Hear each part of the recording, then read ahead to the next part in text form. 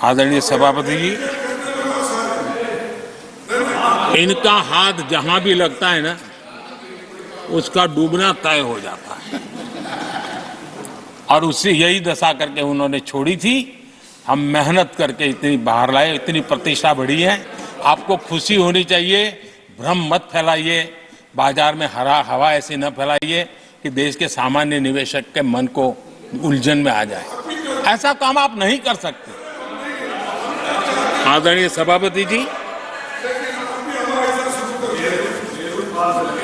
इन लोगों की मर्यादा इतनी है, अब इन्होंने अपने युवराज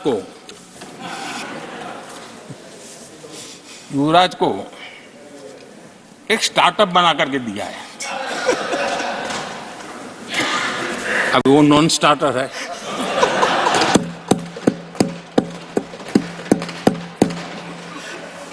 न तो वो लिफ्ट हो रहा है, न वो लॉन्च हो रहा है।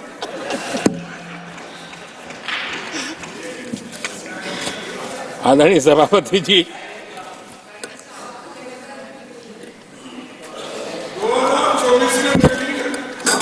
आप पिछली बार भी इतनी शांति से रहे हो तो कितना मजा आता।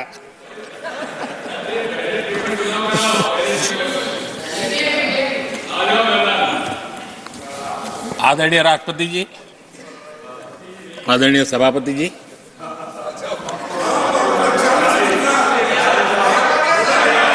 बधाई हो, बधाई हो, बधाई हो, सबको बधाई हो।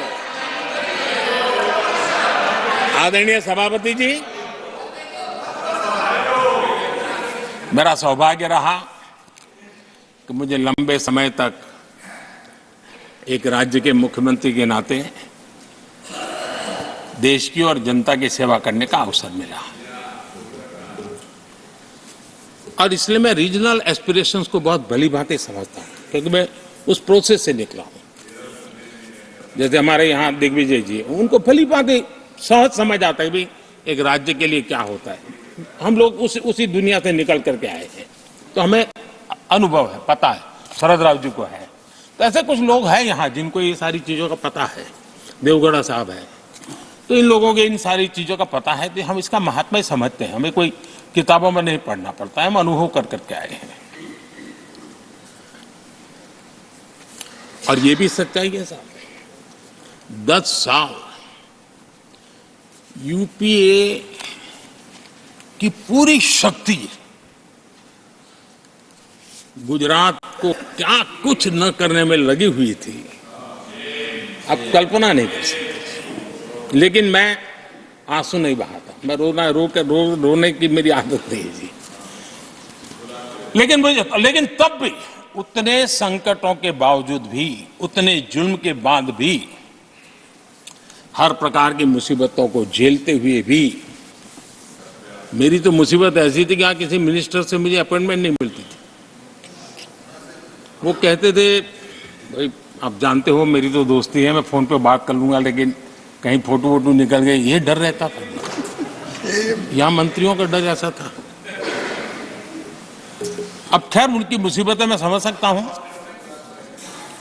मेरे यहाँ एक बार बहुत प्राकृतिक आपदा आई। मैंने उस समय प्रधानमंत्री जी को बड़ा रिक्वेस्ट किया कि आप आइए, एक बार जरा देख लीजिए।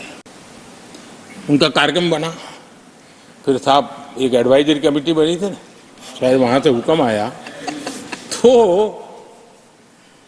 कोई हेलीकॉप्टर से हवाई निरीक्षण करे वो तो मैं समझ सकता हूं।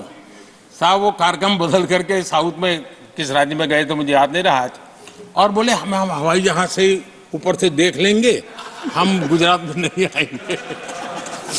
मैं सूरत पहुंचा हुआ था, वो आने वाले थे, मैं जानता हूं आखिर में क्या हुआ होगा। तो आप कल्पना कर सकते हैं साहब, प्राकृतिक आपदा में भी मैंने ऐसी मुसीबतों को झेला है।